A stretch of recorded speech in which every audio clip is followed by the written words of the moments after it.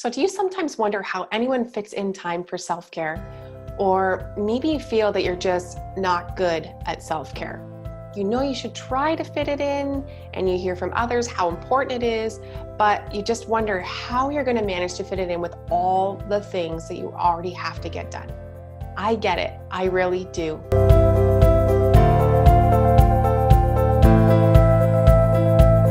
Hey everyone, it's Kristen here from KristenWestcott.com, where I help working moms simplify their lives so they can manage their time better and find an extra 2 hours in the day for themselves.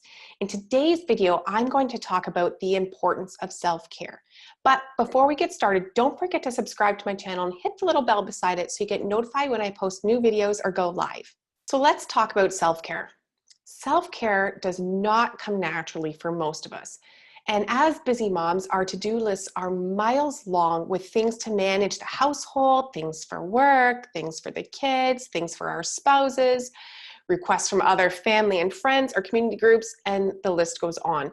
And if you're anything like me, you're probably thinking, I just don't have the time or the energy to do anything else in my day, even if it's good for me. So you add it to the bottom of your mile-long to-do list, and that's where it stays. If I'm being honest, I've never really been good at self-care either. I've always been ambitious and a high achiever. In high school, I had 2 to 3 part-time jobs and was working 7 days a week. In university, I balanced 30 hours a week of work with a full course load. While I did my master's, I worked 3 part-time jobs. I was married and I maintained my household. And then I had kids, and any thoughts of taking any time to myself went right out the window. I just pushed on trying to manage all the things and maximize my time. And I share this with you to let you know that if you haven't been practicing self-care on a regular basis, you're not alone. My story is probably quite similar to many of yours, right? Work commitments, family commitments, all kinds of other things taking priority in our day. We pack our days and our lives with so many things, but this also gives us an excuse not to take care of ourselves. I've talked to so many women who say to me, but Kristen, I just can't take the time to sit down. I have too much to do. And I hear you, I really do. But after I had children, I felt like I lost myself completely, and the role of motherhood just kind of took over. And I realized just how important self-care really is. And my productivity was starting to decrease for the first time ever. I began to wonder what was going on and realized that on the days that I gave myself a break and took care of myself, I actually ended up being more efficient and having more energy. So this was like someone had hit me over the head. You know, self-care actually helped me manage my time better. I could actually get more done if I took time for myself. And so this month, I'm doing a 4-part series on self-care.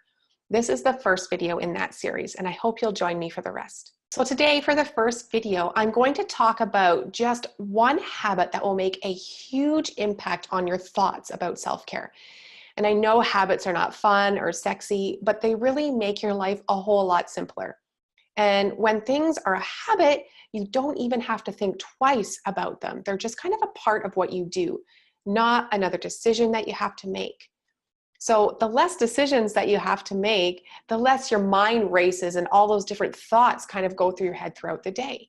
So even though they're not fun or sexy, I'm a huge fan of habits because I don't like using up all of my brain power making decisions that could easily be put on autopilot. Then when I put these things on autopilot, life can become more fun because I've freed up time and energy to do the things that matter to me.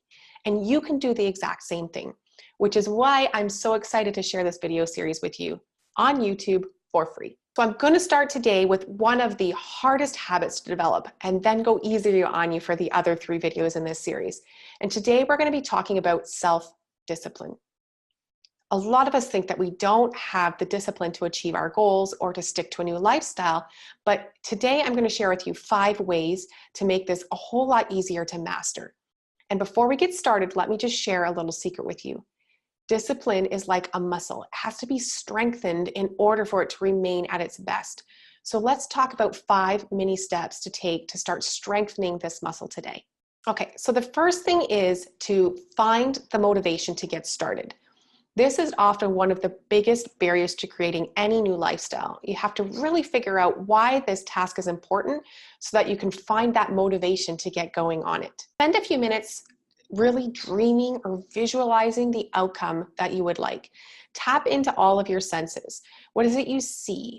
What is it you hear, smell, or feel? And now focus on that feeling and really dial it in. Once you've dialed into really feeling that feeling, I want you to amplify that feeling, right? It's kind of like that Grinch's heart growing 3 sizes too big, right? Dial it in and then amplify that feeling, because this is going to be a huge part of what keeps you motivated, okay? So don't think that I'm going all woo-woo on you and I'm trying to get you to do all these things. I really want you to dial into that feeling and really connect with it, because that is the key to getting you motivated to keep going. The drive to experience that feeling on a regular basis is what's going to keep you really consistent. And this is going to be a huge part of keeping you motivated. Whenever you find yourself getting stuck and lacking motivation, return to that feeling, kind of tune back in to what it would be like to reach that goal or have that outcome. Perhaps you have the goal to run a marathon. What would that feel like to hit the finish line of your very first marathon? Or maybe you have the goal to declutter your kitchen. What would it feel like to walk into your kitchen every single morning and have it be completely decluttered? Nothing in your way while you're trying to prepare your meals for the day.